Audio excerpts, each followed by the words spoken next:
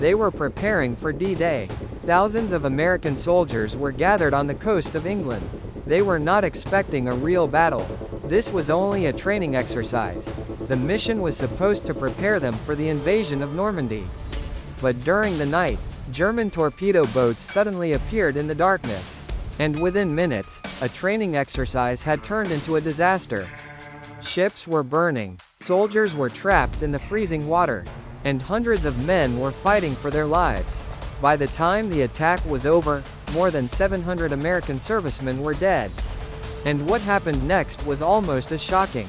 The survivors were ordered to remain silent, because the disaster had revealed something the Germans could have used: the plans for D-Day. This is the forgotten story of Exercise Tiger. Before the disaster happened, there was a very important reason for Exercise Tiger.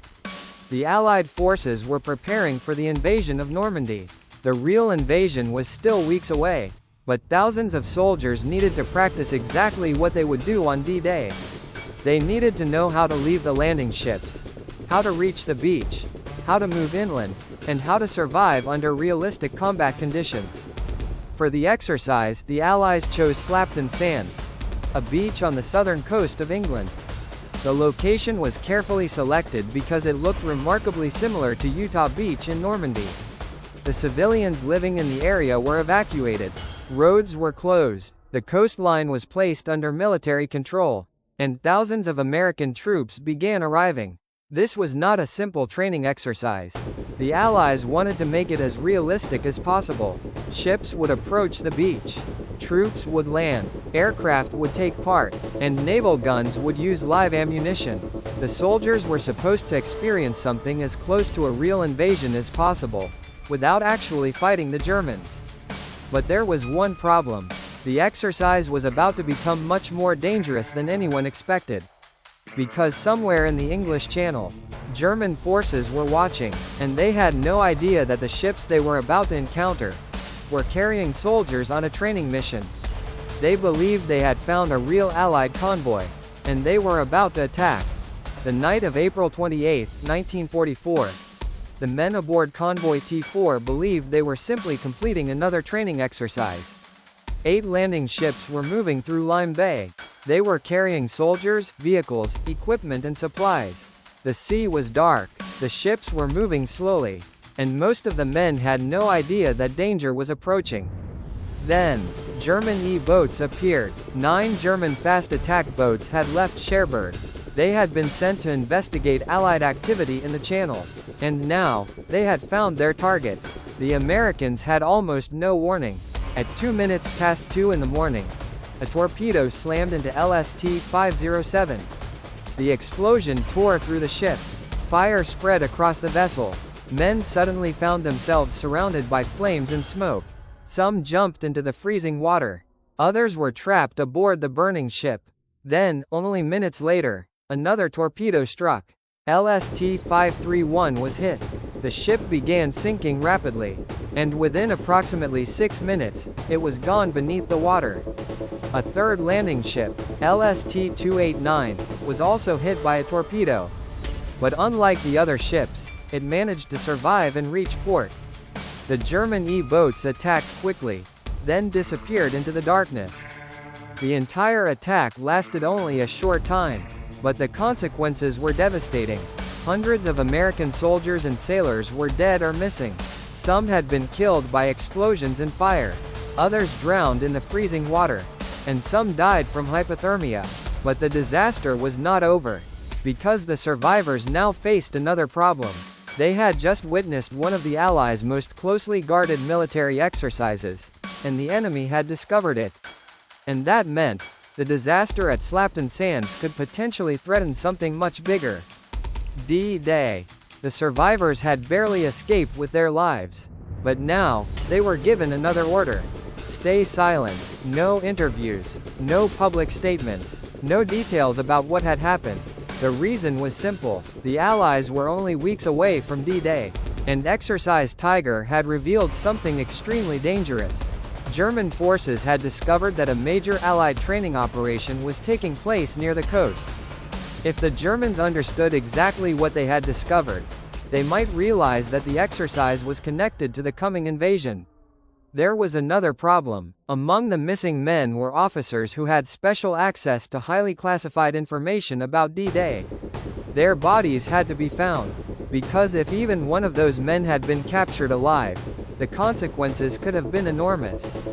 The authorities therefore imposed strict secrecy around the disaster.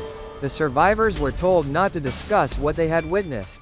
Doctors and nurses treating the wounded were also ordered to keep quiet. For the men who had just survived the attack, this meant something extraordinary. They could not publicly tell anyone what had happened to them. Not their friends, not the newspapers, not even the people waiting for them back home. The disaster was effectively hidden from the public until after D-Day. But the story did not disappear completely. Military records were created, reports were written, and eventually, the truth began to emerge.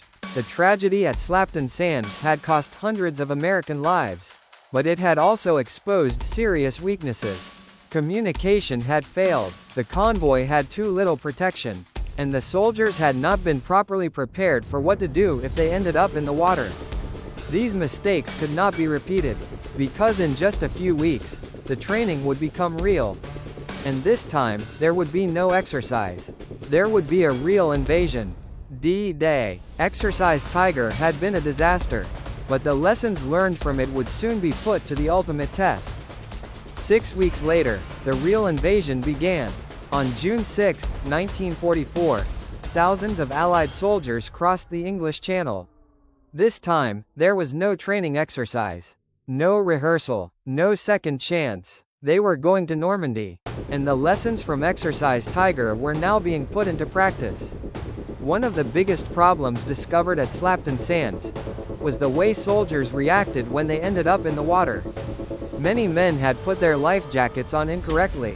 Instead of keeping them safely above the water, the jackets could actually turn injured soldiers face down.